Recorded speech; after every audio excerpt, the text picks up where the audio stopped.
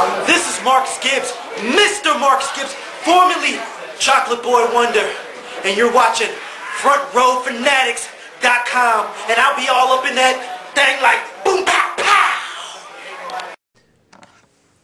Good evening, Gulf Coast independent wrestling fans. Now we've decided to kick it down a notch, like Masterpiece Theater on PBS. Welcome to the Front Row Fanatics, intellectual discussion of wrestling on the Gulf Coast. We are reviewing Culture Shock Wrestling's Hardcore New Year. Now, I will pass it on to my esteemed intellectual colleague, Mr. Internet. Carry on, my friend. And from that tranquil intro, we're going to carry you right into the actual Four Corners of Hell match.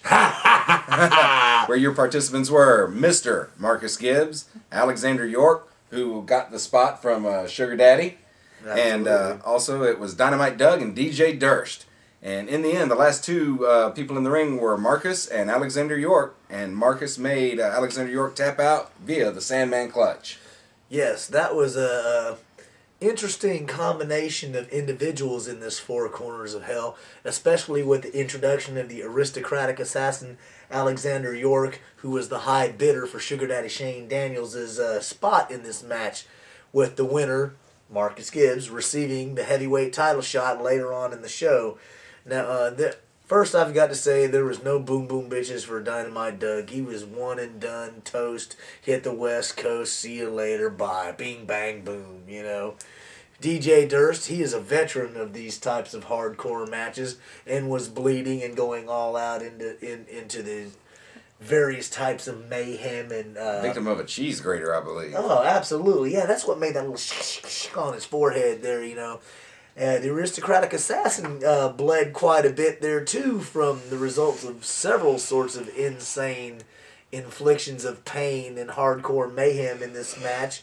And the winner being Mr. Marcus Gibbs with the spike, which, you know, totally was well-deserved.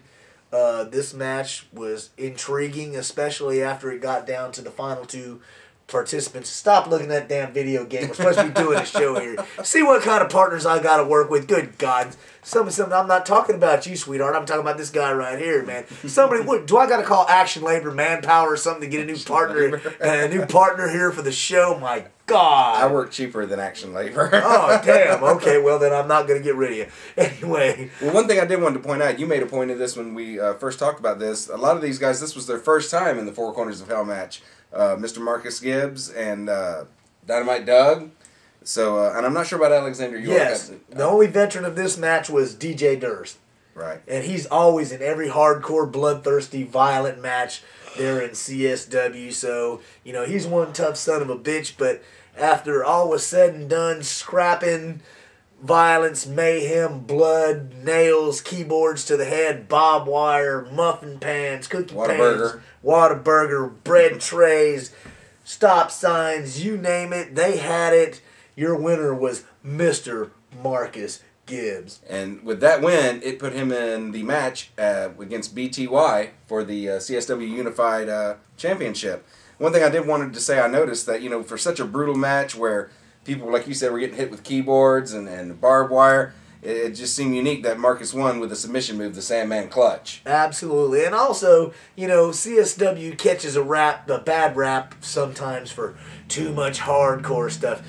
This was not an overly bloody match compared to some that I've seen there in CSW. I think it was done... I personally, being the sick freak that I am, would have liked to see a little bit more blood, but it was done well, with the hardcore aspect being put across properly along with good wrestling in the match to make it well done, so everybody got a good taste of what they wanted. So, you know, kudos, 2 thumbs up to CSW. Absolutely. Moving on, our next match pitted Doug Pitt against the Outcast, Cale Connors. Cale Connors, I don't know, I used to see him over in Ultimate with The Fold, Nick Virtue. I know he wrestles out of Mississippi, so he hasn't been around here in a while, so it was good to see him in action again.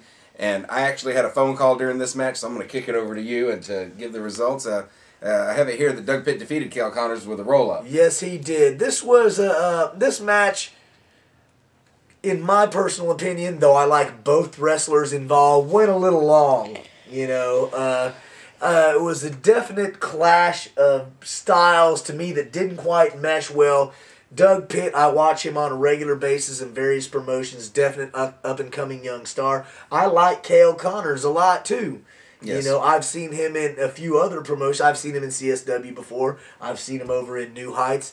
I've seen him at Ultimate Wrestling, you know, and I like him. But this particular match between these two wrestlers, to me, didn't quite come off, I think, the way that the bookers wanted it to. And, you know, sometimes that happens.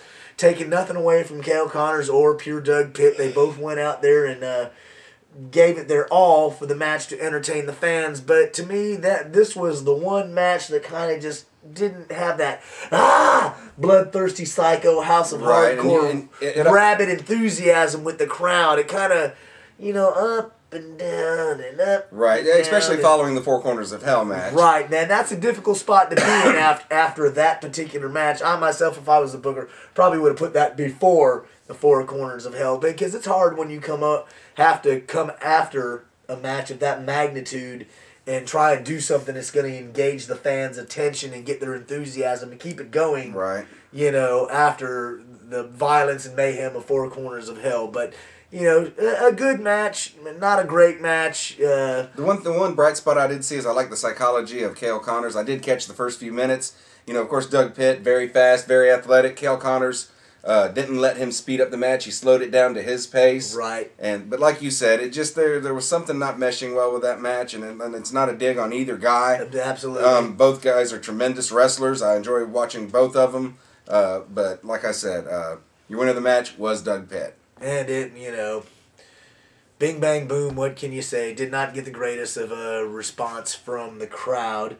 Well, you know, we're sitting here and we're thinking about this thing. The one thing I wanted to say about this particular show, too, was there were a lot of new faces on the roster in CSW this time. They had a new entranceway being built there, so CSW is working on improving... Stepping it up a notch? Yes, they're working on improving some of the, I don't know if you want to say aesthetics or production values that a lot of people have ragged them about having little or none, you know. But to me, they didn't need to do that because the show itself was all the production value that they needed. Exactly. You know, I think production is an important part of a show, but when you have wrestling action of this caliber, you can overlook some of that stuff. You know, I really, when I first started going to CSW, I was like, wow, look at this little building, and, you know, there's no glitter, sparklers, whatever. Not the greatest ring or whatever in the world. But by the time I left, I didn't care anything about that. The wrestling action blew me away.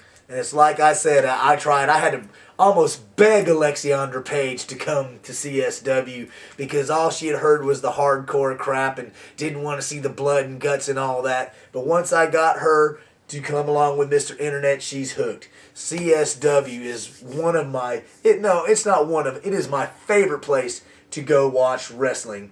Regardless of anything else, and this is not a dig on any other promotion, but CSW, House of Hardcore, kicks fucking ass. Now, with that being said, I need some more beer, maybe a bathroom break. Internet needs a smoke, so we'll be back.